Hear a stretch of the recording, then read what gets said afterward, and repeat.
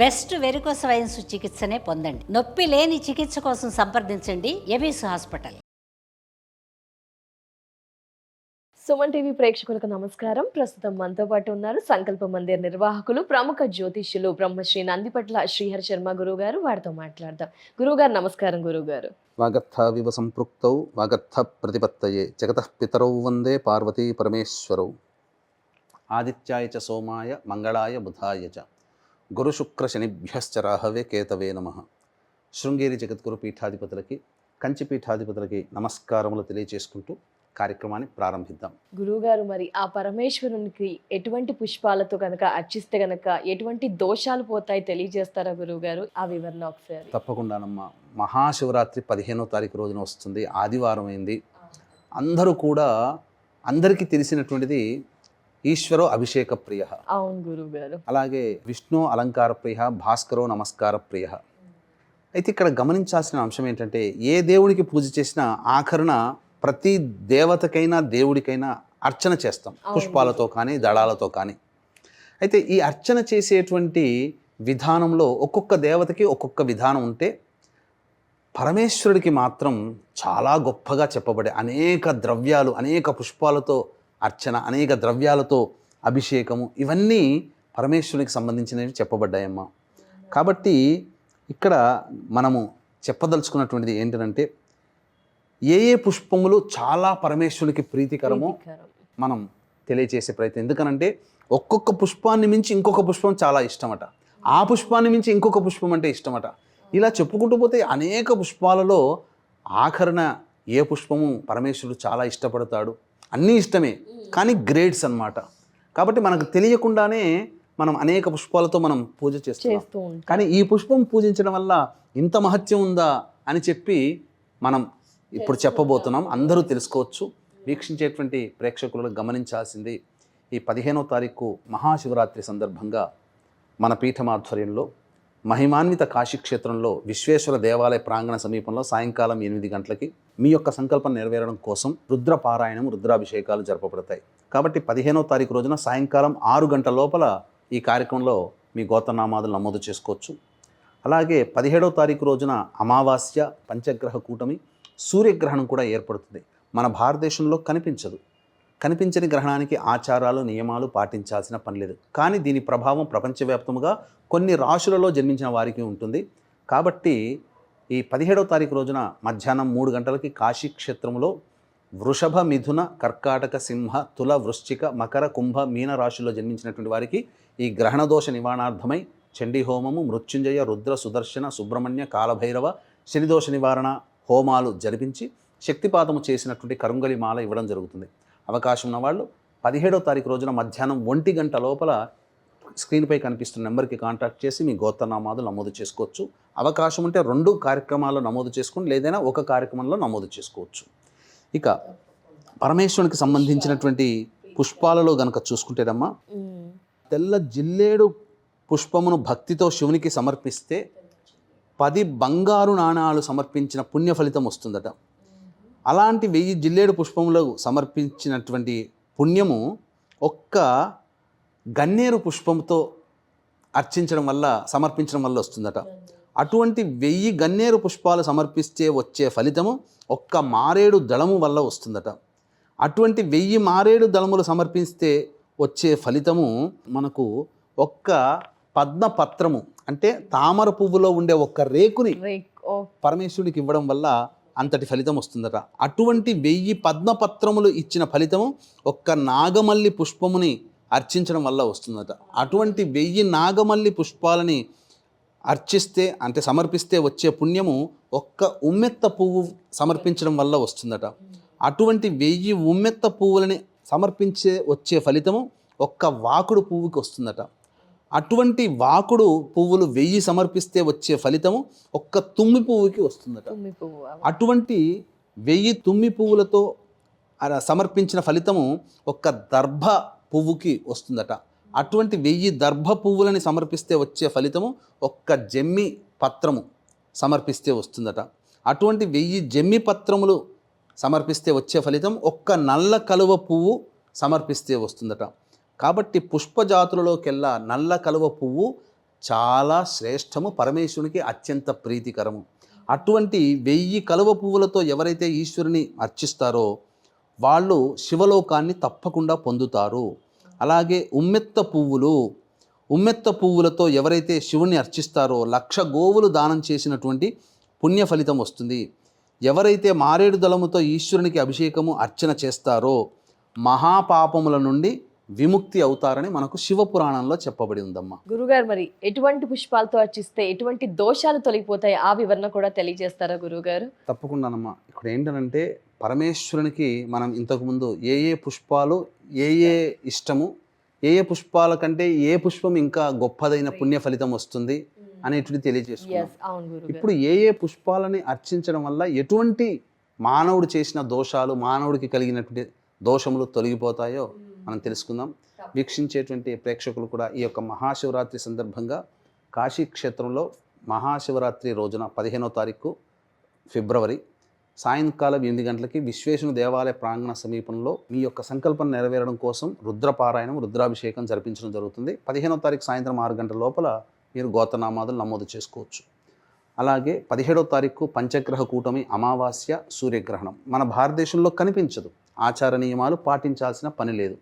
కానీ దీని ప్రభావము వృషభ, మిథున, కర్కాటక, సింహ, తుల, వృశ్చిక, మకర, కుంభ, మీన రాశిలో వారికి ఉంటుంది. కాబట్టి ఈ యొక్క గ్రహణ దోష నివారణార్థమై 17వ తారీఖు మధ్యాహ్నం 3 గంటలకి గ్రహణ దోష నివారణ పూజలు, హోమాలు, చండీ హోమం, మృత్యుంజయ, రుద్ర, సుదర్శన, కాలభైరవ, అలాగే శనిదోష నివారణ, శనీశ్వర హోమాలు జరిపించి శక్తిపాతం చేసినటువంటి కరంగలి మాల ఇవ్వడం జరుగుతుంది. 17వ తారీఖు మధ్యాహ్నం 1 గంట లోపల మీరు నమోదు చేసుకోవచ్చు. అవకాశం ఉంటే 2 కార్యక్రమాల్లో నమోదు చేసుకోవచ్చు, లేదైనా 1 కార్యక్రమంలో నమోదు చేసుకోవచ్చు. ఇక గమనించుకున్నట్లయితే మనము చెప్పబడినటువంటిది ఏ దోషాలు తొలగిపోతాయని మనకు శాస్త్రంలో ఉందమ్మా. తెల్ల జిల్లేడు పుష్పముతో అర్చిస్తే పరస్త్రీ గమనం దోషం పోతుంది. అంటే తెలియక పరస్త్రీలని పట్టినటువంటి కారణం చేత వచ్చే దోషం తెల్ల జిల్లేడు పుష్పముల వల్ల అర్చించడం వల్ల పోతుంది. అలాగే నల్ల ఉమ్మెత్త పుష్పంను అర్చిస్తే వాగ్దాన భంగ దోషం తొలగిపోతుంది. అంటే మాట ఇచ్చి తప్పుతాం కదా, అటువంటి దోషాలు తొలగిపోతాయి. నాగమల్లి పుష్పములని అర్చిస్తే ఈశ్వరుని నాగమల్లి పుష్పాలతో తల్లిదండ్రులని నిందించిన దోషం తొలగిపోతుంది. అలాగే ఒక్క బంగారు మారేడు దళాన్ని భగవంతునికి అర్చిస్తే అపాత్ర దానం, అంటే ఒకరిని చదువుకోవడానికి మనం సహాయం చేస్తాం. సహాయం చేసిన తర్వాత అతడు పెరిగి పెద్దయి తీవ్రవాద కార్యకలాపాల్లో ఉన్నాడు అనుకో, అది అపాత్ర దానమే కదా. లేదా మనం ఒక వ్యక్తికి బాధగా ఉన్నాడు, పాపం బలహీనంగా ఉన్నాడు అని చెప్పి ఒక 100 రూపాయలు ఇచ్చాం, పోయి సారా లేదా డ్రింక్ తాగాడు, సిగరెట్లు కొనుక్కొని తాగాడు, అది తప్పు కదా. ఇవన్నీ కూడా అపాత్ర దానము అని అంటారు. ఈ అపాత్ర దానము చేసినటువంటి దోషము కేవలం ఒక్క బంగారు మారేడు దళాన్ని సమర్పించడం వల్ల ఆ దోషం తొలగిపోతుందట. తర్వాత గన్నేరు పుష్పముతో అర్చిస్తే అన్యాయంగా సంపాదించిన దోషం పోతుంది. ప్రపంచంలో ఇప్పుడు ప్రతి వాళ్ళు అన్యాయార్జితమే. ఇప్పుడు ఆఫీస్కి వచ్చి న్యాయంగా కరెక్ట్గా ఆఫీస్కి పాటుపడుతున్నారా, వ్యాపారం కరెక్ట్గా చేస్తున్నారా, వృత్తిలో కరెక్ట్గా ఉంటున్నారా, ఎక్కడో చోట తప్పు చేస్తున్నారు. కాబట్టి గన్నేరు పుష్పాలతో అర్చిస్తే ఇటువంటి అన్యాయార్జిత దోషము ప్రతి ఒక్కరు చేయాల్సిందే. తామర పుష్పాలతో అర్చిస్తే ఇతరులని నిందించడం వల్ల వచ్చే దోషం తొలగిపోతుంది. అలాగే జమ్మి పత్రములని అర్చిస్తే వేదశాస్త్రాన్ని, బ్రాహ్మణుల్ని, పీఠాధిపతులని, పెద్దవాళ్ళని దూషించిన దోషము తొలగిపోతుంది. అలాగే తుమ్మి పుష్పాలతో అర్చిస్తే మిత్రద్రోహం, మిత్రులకి ద్రోహం చేసిన దోషం తొలగిపోతుందట. అలాగే దర్భ పుష్పాలతో అర్చిస్తే అబద్ధమాడడం వల్ల వచ్చే దోషం. ఈ ప్రపంచంలో మీతో నాతో సహా అందరూ ఏదో ఒక సమయంలో అబద్ధమాడే ఉంటారు. ఇక నల్ల కలువ పుష్పాలతో అర్చిస్తే పంచమహాపాతక దోషాలు తొలగిపోతాయి. అంటే పరస్త్రీ గమనము, జూదము, దాగడము, ఇతరుల సమ్ముని దొంగలించడం, ఇవన్నీ పంచమహాపాతకాలు అంటారు. వ్యసనాలంట చెప్పొచ్చు. ఆ వ్యసనాల ఉండడం వల్ల దోషం తొలగిపోతుంది. అలాగే మారేడు దళముతో అర్చించడం వల్ల స్త్రీ, గో, శిశు హత్యలు చేయడం వల్ల వచ్చే దోషం. ఇప్పుడు చాలామంది అబార్షన్స్ చేసుకుంటున్నారు, ఆ దోషం. స్త్రీలను చంపుతున్నారు, ఆవులను చంపుతున్నారు. ఇవన్నీ కూడా మారేడు దళాలతో అర్చించడం వల్ల దోషాలన్నీ తొలగిపోతాయి. తర్వాత బుద్ధిపూర్వకంగా చేసిన పాతకములు అనేటువంటివి, అంటే కావాలని తెలిసి చేయడం, ఆ చేసిన దోషాలు 1000 తామర పుష్పాలతో అర్చించడం వల్ల ఆ దోషం తొలగిపోతుందట. అలాగే మనకు ప్రధానంగా ఇవన్నీ కూడా చెప్పబడినటువంటిది కేవలం నా మాటగా కాదు, లేదా ఏదో పుస్తకాల్లో కాదమ్మా, సాక్షాత్తు కుమారస్వామి అగస్త్యుడికి చెప్పినటువంటిది అని చెప్పవచ్చు. శాస్త్రం అగస్త్య మహామునికి చెప్పినటువంటిది. తప్పకుండా గురువుగారు, ఏ పుష్పాలతో అర్చిస్తే గనక ఎలాంటి దోషాలు తొలగిపోతాయి, ఎంత వివరంగా తెలియజేశారు గురువుగారు. అందరూ పాటించవలసిందిగానే ఉంది. చాలా చక్కటి వివరణ గురువుగారు. అది శివరాత్రి రోజున చాలా మంది ఉపయోగించుకోవచ్చు, మిగతా రోజుల్లో కూడా ఉపయోగించుకోవచ్చు ఇలాంటి ఎపిసోడ్ని. ధన్యవాదాలు గురుగారు. థ్యాంక్ యూ సో మచ్ గురుగారు. నమస్కారం. సర్వం శ్రీ ఉమామహేశ్వర పర బ్రహ్మార్పణమస్తు.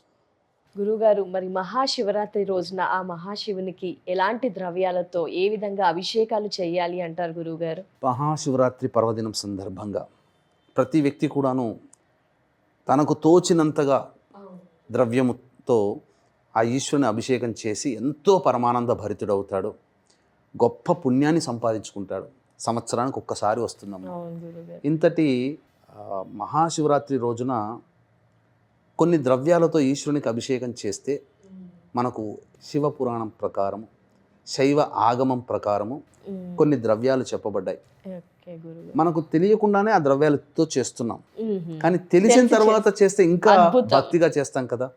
కాబట్టి ఇప్పుడు మనం చేసే అభిషేకాలన్నీ కూడా ఈ అభిషేకం ఈ ద్రవ్యంతో చేయడం వల్ల ఇంత ఫలితం ఉంటుందా అని చెప్పినప్పుడు ఇంకా ఎంతో భక్తి భావంతో చేసుకోవడానికి అవకాశం ఉంటుంది. కాబట్టి మనం ఇంతకుముందు వీడియోలో శివరాత్రి పూజకి సంబంధించి ఎలా మనం సిద్ధం కావాలి, శివరాత్రి రోజున మనం స్వయంగా ఇంట్లో చేసుకోగలిగితే శివలింగాన్ని ఎలా తయారు చేసుకోవాలని ఇంతకుముందు వీడియోలో తెలియజేసుకున్నాం. అలాగే ఏ ఏ సమయాల్లో శివుడికి అభిషేకం చేయాలి, ఏ మంత్రాన్ని ఉపాసన చెయ్యాలి, ఏ నైవేద్యం పెట్టాలని ముందటి వీడియోలో చేసుకున్నాం. ఇక అభిషేకం చేసేటప్పుడు వీక్షించేటువంటి సుమన్ టీవీ ప్రేక్షకులు కూడా గమనించాల్సినది, మీరు శివలింగాన్ని తయారు చేసుకుంటారు, అనేక అభిషేక జలములు ద్రవ్యములు పెట్టుకుంటారు, అభిషేకం చేస్తుంటారు. కానీ ప్రతిదీ కూడా గుర్తుపెట్టుకోండి, ప్రతి ద్రవ్యము కూడా మొదలుగా అపవిత్రమవుతుంది. నీరు తీసుకోండి, అందులో సూక్ష్మక్రిములు అవన్నీ ఉంటాయి. అలాగే తేనెను తీసుకోండి, తేనెటీగల నోటి ద్వారానే ఉంటుంది. ఆవు పాలు మొదలు దూడ తాగిన తర్వాతనే ఇది, తర్వాత దాని ద్వారా వచ్చే ఆవు పెరుగు, ఆవు నెయ్యి అన్నీ కూడా వీటన్నిటి కూడా ప్రిపరేషన్ అయ్యే సమయంలో కొన్ని జీవులు మరణిస్తాయి. మనకు తీసుకొని వచ్చి మనం వాటితో అభిషేకం చేస్తున్నాం. కాబట్టి దోషముతో ఉన్నటువంటి పదార్థాలని దోషం లేకుండా చేసుకోవాలని అంటే అభిషేకం చేసే ముందర ఆ యొక్క అభిషేక ద్రవ్యాలన్నీ ముందరగా పెట్టి గరుడ ముద్ర వేయాలి.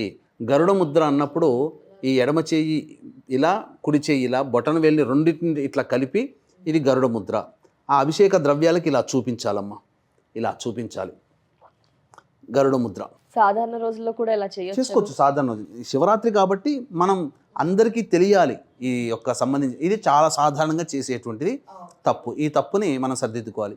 ఇక ఏ ఏ ద్రవ్యాలతో అభిషేకం చేయాలి అనేటప్పుడు వీక్షించేటువంటి సుమన్ టీవీ ప్రేక్షకులు కూడా గమనించాల్సినటువంటిది, 15వ తారీఖు మహాశివరాత్రి. ఈ సందర్భంగా సాయంకాలం 7-8 గంటలకి కాశీ విశ్వేశ్వరుని దేవాలయ ప్రాంగణ సమీపంలో మీ యొక్క సంకల్పం నెరవేరడం కోసం రుద్రపారాయణాలు, రుద్రాభిషేకం జరిపించడం జరుగుతుంది. 15వ తారీఖు సాయంత్రం 6 గంటల లోపల మీరు స్క్రీన్పై కనిపిస్తున్న నెంబర్కి కాంటాక్ట్ చేసి మీ గోత్రనామాదులు నమోదు చేసుకోవచ్చు. ఇక రెండవ సందర్భంగా 17వ తారీఖు అమావాస్య, పంచగ్రహ కూటమి, సూర్యగ్రహణం. ఈ సూర్యగ్రహణం మన భారతదేశంలో కనిపించదు, అలాగే ఎటువంటి ఆచారాలు నియమాలు పాటించాల్సిన పని లేదు. కానీ దీని ప్రభావం కొన్ని రాశుల మీద ఉంటుంది. కాబట్టి ఈ కుంభరాశిలో ఏర్పడుతున్నటువంటి గ్రహణం వల్ల వృషభ, మిథున, కర్కాటక, సింహ, తుల, వృశ్చిక, మకర, కుంభమీన రాశిలో జన్మించినటువంటి వారికి ఈ గ్రహణ దోష నివారణార్థమై చండీ హోమము, మృత్యుంజయ, రుద్ర, సుదర్శన, సుబ్రహ్మణ్య, కాలభైరవ, అలాగే శనిదోష నివారణ పూజలు, హోమాలు అనేటివి మధ్యాహ్నం 3 గంటలకి ప్రారంభమవుతాయి. నమోదు చేసుకున్న వాళ్ళకి శక్తిపాతం చేసినటువంటి కరంగొలి మాల ఇవ్వడం జరుగుతుంది. కాబట్టి 17వ తారీఖు మధ్యాహ్నం 1 గంట లోపల మీ గోత్రనామాలు నమోదు చేసుకోవచ్చు. అవకాశం ఉంటే ఈ 2 కార్యక్రమాల్లో ఏదైనా ఒక కార్యక్రమంలోనైనా కానీ కనిపించే నెంబర్కి కాంటాక్ట్ చేసి నమోదు చేసుకోవచ్చు. ఇక శైవాగమము, శివపురాణం ప్రకారం ఏ ఏ ద్రవ్యాలతో అభిషేకం చేస్తే ఎటువంటి ఫలితం వస్తుందో మనం తెలుసుకుందామమ్మా. మనకు చెప్పబడినటువంటిది మనకు గమనిస్తే, ఆవు పాలతో అభిషేకం చేస్తే సర్వ సౌఖ్యాలు కలుగుతాయి. ఆవు పెరుగుతో చేస్తే ఆరోగ్యము, బలము, యశస్సు కలుగుతుంది. ఆవు నేతితో చేస్తే ఐశ్వర్య వృద్ధి కలుగుతుంది. మెత్తని పంచదారతో చేస్తే, అంటే మనం టీ కాఫీలో వాడే పంచదార కాదమ్మా, నవబోద్ గడ్డ, మిశ్రీ గడ్డ అంటారు. వాటిని దంచి పొడి చేసి మెత్తగా చేసి అది నీటిలో కలిపి ఆ నీటితో అభిషేకం చేయాలి. చేస్తే సమస్త దుఃఖములు నశించిపోతాయని శాస్త్రం. తేనెతో అభిషేకం చేస్తే తేజస్సు పెరుగుతుంది. అలాగే చెరుకు రసంతో అభిషేకం చేస్తే, ఈ చెరుకు రసంతో అభిషేకం చేసి ఎర్ర జిల్లేడు పుష్పాలని అర్చిస్తే ఉద్యోగము, పదవి కోల్పోయింది అన్నీ కొత్త ఉద్యోగము అన్నీ లభిస్తాయి, ధనాభివృద్ధి అవుతుంది. కొబ్బరి నీళ్ళతో అభిషేకం చేస్తే సంపదలు వృద్ధి చెందుతాయి. అలాగే భస్మాన్ని, విభూతిని నీటిలో కలిపి అభిషేకం చేస్తే మహాపాపములన్నీ తొలగిపోతాయి. అలాగే సుగంధములు, అంటే పరమేశ్వరునికి అత్తరు, సెంట్ అంటారు, ఇది చాలా ఇష్టమట. అందుకే ఇప్పటికీ కూడా కాశీక్షేత్రంలో శివలింగానికి అభిషేకం చేసిన తర్వాత అలంకరణ చేసే ముందుగా అత్తరుని చక్కగా రుద్దుతారు అభిషేకంగా. ఈ అత్తరు అభిషేకం చేస్తే ఏంటనంటే పుత్రలాభం కలుగుతుంది, సంతానవంతులు అవుతారు. అలాగే ఇంట్లోంచి బయటికి వెళ్ళిపోయిన కొడుకులు ఉంటారు, కనబడరు, అటువంటి వాళ్ళకి ఈ అత్తరు అభిషేకం చేస్తే మళ్ళీ తిరిగి వస్తారు. ఇలా పుష్పోదకం, అంటే పుష్పములను కలిపి అభిషేకం చేస్తే భూలాభం ఉంటుంది. అంటే భూలాభము అని అంటే ఏంటి, మనము భూమి కొనుక్కోవాలనుకుంటాం, ఏది సరైన దొరకదు. కాబట్టి మన శక్తికి తగ్గట్టుగా భూమి దొరుకుతుంది, ఇల్లు దొరుకుతుంది, అపార్ట్మెంట్ మనం కొనుక్కోగలుగుతాము. ఇవన్నీ కూడా, లేదా మనం అమ్మదలుచుకున్నాం, చాలా తక్కువ ధరకి పోతుంది. ఈ పూలని కలిపిన నీటితో కనుక అభిషేకం చేస్తే మనకు తగ్గ రేటు మనకు లభిస్తుంది. ఇక బిల్వ దళములతో అభిషేకము చేస్తే, బిల్వ దళాన్ని నీటిలో వేసి ఆ నీటితో అభిషేకం చేస్తే భోగభాగ్యాలు అభివృద్ధి అవుతాయి. దూర్వము అంటే గరిక, గరికను తీసుకొచ్చి కాకుండా గరిక అంచున బిల్వదళం లాగానే, మారేడు ఆకులాగానే 3 ఆకులాగా ఉంటాయి, ఆ 3 అలాగే ఉండాలి. దాని కింద భాగం కొంత తుంచి అది నీటిలో వేసి ఆ నీటితో కనుక అభిషేకం చేస్తే కోల్పోయిన ద్రవ్యము, కోల్పోయిన ఉద్యోగము, బంగారం, డబ్బులు ఇవన్నీ కూడా మనకు తిరిగి ప్రాప్తిస్తాయి. ఇక నువ్వుల నూనెతో అభిషేకం చేస్తే అపమృత్యు దోషాలు, అలాగే బాలారిష్ట దోషాలు, మృత్యు దోషాలు తొలగిపోతాయి. ఇక రుద్రాక్షలని నీటిలో వేసి ఆ నీటితో అభిషేకం చేస్తే మహా ఐశ్వర్యం కలుగుతుందట. సువర్ణము అంటే బంగారు ఉంగరం కానీ నగ కానీ ఆవు పాలతో బాగా శుద్ధి చేసి అది నీటిలో వేసి ఆ నీటితో కనుక అభిషేకం చేస్తే దరిద్రవంతులు కూడా చక్కగా సంపద వృద్ధి చెందుతుంది. దరిద్రం అంటే కేవలం డబ్బే కాదమ్మా, చదువుకునే వాడికి, పిల్లలకి చదువు రాకపోవడం దరిద్రం, సంతోషంగా లేని వాడికి సంతోషంగా ఉండలేకపోవడం దరిద్రం. అలాగే ఏదైనా కానీ అనుకున్నది మనకు లేకపోతే అది దానికి సంబంధించిన దరిద్రం. కాబట్టి బంగారు వీటితో చేస్తే అది దరిద్ర నాశనం అవుతుంది. అన్నముతో అభిషేకం చేస్తే గోరువెచ్చగా ఉండాలి తప్ప వేడివేడిగా ఉండకూడదు. గోరువెచ్చగా అభిషేకం ఉన్నటువంటి అన్నాన్ని అభిషేకం చేస్తే రాజ్య ప్రాప్తి కలుగుతుంది, అంటే ఉద్యోగం లభిస్తుంది, ఆయుర్వృద్ధి కూడా కలుగుతుంది, సుఖజీవనం వస్తుందని చెప్పారు, మోక్ష ప్రాప్తి కూడా కలుగుతుంది. ద్రాక్ష పండ్ల రసముతో అభిషేకం చేస్తే సకల పనులలో విజయం లభిస్తుంది. ఖర్జూర ఫల రసముతో అభిషేకం చేస్తే శత్రుహాని. శత్రుహాని అంటే మనిషిగా అనుకోకూడదు, మనం చేసే ప్రయత్నంలో వచ్చే ఆటంకాలని శత్రువులుగా భావించాలి. మన సమస్యలుగా ఆ సమస్యలు తీరిపోతాయి. ఖర్జూర పండ్లని బాగా పిసికితే రసం వస్తుంది, నీటిలో వేసి పిసికితే ఆ రసంతో అభిషేకం చేస్తే. అలాగే నేరేడు పండ్ల రసంతో చేస్తే వైరాగ్యం. ఇక్కడ వైరాగ్యం అంటే ఏదో మన సన్యాసంలో కలిసిపోతారని కాదు. వైరాగ్యం అంటే ఇక్కడ అందరికీ గమనించాల్సింది, ఆడవాళ్ళు తమ భర్త ఇతర స్త్రీలకి దగ్గర అవుతున్నాడు అన్నప్పుడు ఆ యొక్క దూరం కావాలని, లేదా మద్యం బాగా తాగుతున్నాడు, జూదము పేకాట్లు ఆడుతున్నాడు, గుర్రబ్బ ఆటలు ఆడుతున్నాడు, ఇలా అనేక రకాల వ్యసనాలు ఉంటాయి. ఆ వ్యసనం నుంచి నా భర్త లేదా నా పిల్లలు ఎవరైనా కుటుంబ సభ్యులు దూరం అవ్వాలని నేరేడు పండ్ల రసంతో ఈశ్వరుని అభిషేకం చేస్తే వైరాగ్యం వచ్చేసేస్తుంది. అలా ఇక కస్తూరి జలముతో అభిషేకం చేస్తే చక్రవర్తిత్వం వస్తుంది. చక్రవర్తి అంటే ఇప్పుడు రాజులు ఎక్కడ ఉన్నారు, రాజ్యాలు ఎక్కడ ఉన్నాయి. చక్రవర్తి అంటే ఒక మామూలు స్థాయి ఉద్యోగస్తుడికి ఒక మేనేజర్ స్థాయో లేదా డైరెక్టర్ పోస్టో లభిస్తుంది. కస్తూరి అని దొరుకుతుంది, అది నీటిలో వేసి అభిషేకం చేయాలి. ఇక నవరత్నములతో అభిషేకం చేస్తే గృహము గోప్రాప్తి అవుతుంది. మామిడి పండ్ల రసంతో చేస్తే దీర్ఘవ్యాధులు నశించిపోతాయి. దీర్ఘవ్యాధులు అంటే ఏంటి, లివర్ ఫెయిల్యూర్, కిడ్నీ క్యాన్సర్ రోగాలు, పెరాలసిస్ ఇట్లాంటి దీర్ఘకాలికంగా ఉండే రోగంలో ఉన్నటువంటి వాళ్ళకి ఈ మామిడి పండ్ల రసం. ఇప్పుడు ఎప్పుడు మామిడి పండ్ల దొరుకుతుందనంటే షాపులో దొరికే ఫ్రూటీ మాజాలు కాదమ్మా, అవి కెమికల్స్. బయట ఫ్రూట్ మార్కెట్లో టిన్లు దొరుకుతాయి, చక్కగా మామిడి పండ్లు ఒరిజినల్గా దొరుకుతాయి రసము. ఆ విధంగా చేస్తే దీర్ఘ వ్యాధులు నశించిపోతాయి. ముఖ్యంగా ఇక్కడ స్త్రీలకి చెప్పబడిందంటే పసుపుని కలిపిన నీటితో అభిషేకం చేస్తే సౌభాగ్యము మంగళప్రదం, భర్త ఆయుష్ పెరుగుతుంది. ఆడవారికి ఇక మనకు చెప్పబడినటువంటిది ఏంటంటే స్వచ్ఛమైన జలముతో అభిషేకం చేస్తే 10 అపరాధాలు అంటే 10 పాపాలు తొలగిపోతాయి. ఆవు పాలతో చేస్తే 100 పాపాలు తొలగిపోతాయి.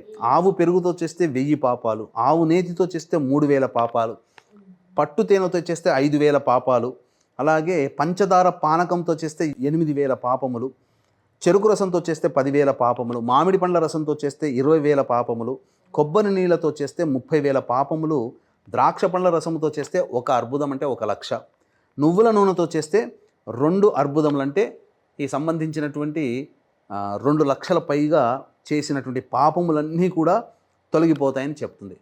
పన్నీరుతో చేస్తే లెక్కలేని పాపములు తొలగిపోతాయి అని శాస్త్రం చెప్తుంది. పన్నీరు ఇంతటి విశేషంగా ఉన్నాయి కాబట్టి ఇక నుంచి తెలుసుకొని ఈ ద్రవ్యాలతో అభిషేకం చేసుకునే ప్రయత్నం అందరూ చేయండి. గురుగారు, మరి ఎలాంటి ద్రవ్యాలతో అభిషేకం చేస్తే ఎలాంటి దోషాలు తొలగిపోతాయి, ఎంత మంచి జరుగుతుందో చాలా క్లుప్తంగా వివరించినందుకు చాలా చాలా ధన్యవాదాలు గురువుగారు. నమస్కారం. సర్వం శ్రీ ఉమామహేశ్వర పరబ్రహ్మార్పణమస్తు.